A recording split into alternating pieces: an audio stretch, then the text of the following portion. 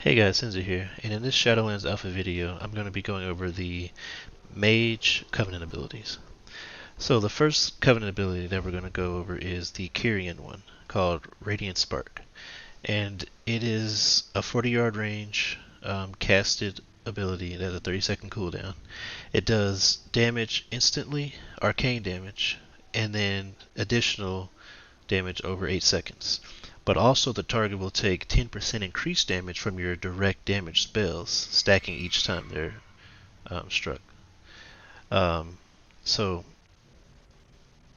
the effect ends after 4 spells.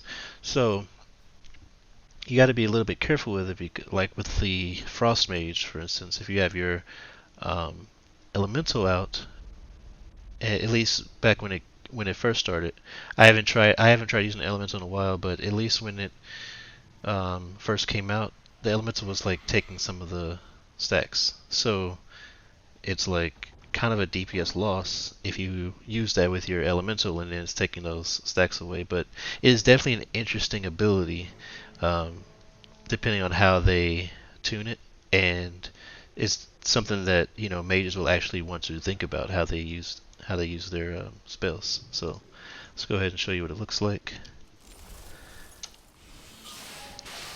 So just a little dot. So as you can see, they take like the flurry cast count. Um, I only did a few of them, um, a few spells, and then the flurry cast, each one of those counted as a spell and it did extra damage. So yeah, it's interesting. I think if they tune it a little bit differently, it could be really good. Definitely an interesting spell to use, though. Alright, so the Mage Venthyr ability is pretty cool, actually. It's called Mirrors of Torment on a 1.5 minute cooldown, 40-yard range, 1.4 second cast. And what this does is it conjures 3 mirrors to torment your target for 20 seconds. And so during that time, whenever the target casts a spell or an ability, then a mirror is consumed to deal shadow damage. And it will also reduce their movement and cast speed by 15%. But the last mirror will do like more than twice as much damage and also just root them and silence them for 4 seconds. So it's really great for, casters or people that you just, even melee when you want to keep them away from you. So it's great because any situation will work. So I'm going to use it on this disciple here. I'm actually going to not cast my other abilities at first. So there's the mirrors. It's going to cast an ability, takes damage, and then now the final one. See? Then you have to, one ability. Um, really cool. I actually like that, the Mirrors of Torment. And again, oh, let me just kill this guy.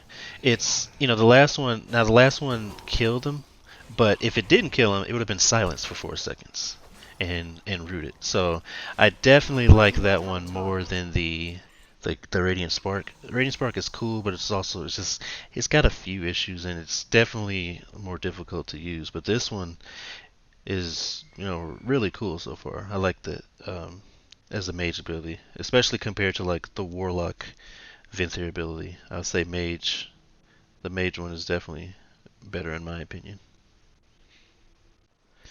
The Mage Night Fae ability is called Shifting Power. It's a 45-second cooldown and it's a channeled spell. So for 5.4 seconds, you'll deal nature damage every 1.4 seconds to enemies within 15 yards. But another effect to the ability is while channeling, your mage ability cooldowns are reduced by 3 seconds, every 1.4 seconds. So basically every time it does damage, it's lowering your mage ability cooldowns by 3 seconds. Now, in general, as a frost mage, it's not as useful, I would say. We do have mirror image, baseline now. I mean, it's frozen orb. That can always be useful. And then icy veins, but icy veins isn't that great of a cooldown.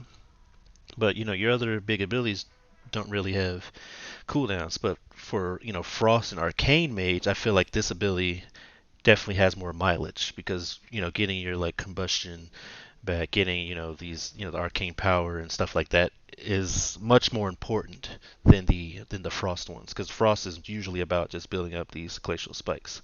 But it's still kind of a cool ability in general, but I definitely think it would be better for arcane and fire. So let's go ahead and pull this group so you can see what it looks like. So just like pretty much every Night Fae ability, it looks really cool, and it's a pretty good AoE ability. So um, I sort of messed up there because I didn't actually use any abilities. So I didn't reduce the cooldown, but you see how cool it looks. I'm gonna go ahead and casting some cooldowns now so that I can show you in this next pack in about 15 seconds. Um, so you can see the cooldown reduction as well, but it's definitely one of the coolest looking spells. I'm just really impressed with Night Fae. Without before seeing the way the abilities look, I didn't care too much about Night Fae. Now Night Fae is becoming one of my favorite covenants just because their abilities look so cool. Okay, so now let's go ahead and use this again. So you see it just reduces the cooldown. Oh, and it does not work for cooldowns apparently. So it's only damaging abilities. So yeah, even less useful for Frost Mage because it pretty much is only for the Frozen Orb, which is important. But again, I didn't use Mirror Image, but I'm going to assume that it's like uh, Icy Veins because that one did not get reduced from what I could tell. Um, but yeah, I'll do it one more time because now that I can actually see the time, yeah, I'll be able to clearly tell. So one more ability. Okay, so yeah, it does actually reduce the cooldown. Okay, so it is better. It is better than I thought. It does reduce the cooldown of all of those abilities, including Mirror Image and Icy Veins. But I still think that it's definitely better for um, Arcane and Fire. So if I was an Arcane or Fire Mage, that's probably the ability that I would pick, just because it looks really cool.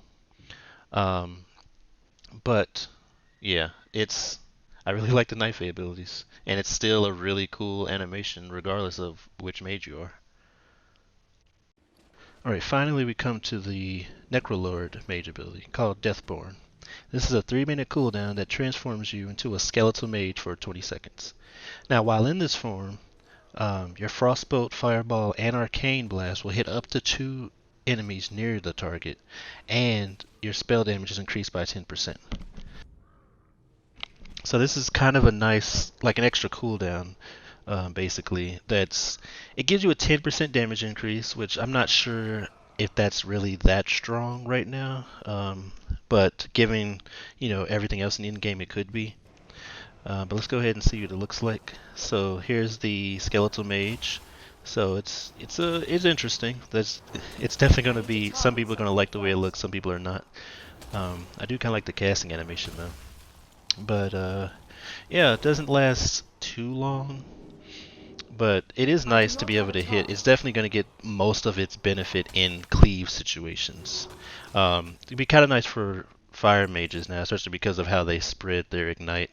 It'd be nice to be able to hit more than one target. So I feel like this is going to be really good for fire mages potentially. Also, arcane blast. Yeah, for fire and arcane, I think it's going to be even better than Frost, but just because of the cleave. But you still get the 10% damage bonus, and Frost mages don't have that great of a cooldown overall. So I don't know. With everything else added later on, this could be a really good spell. But as it is right now, I would say my favorite is definitely the Venthyr ability. But this is probably a close second to me in just terms of coolness.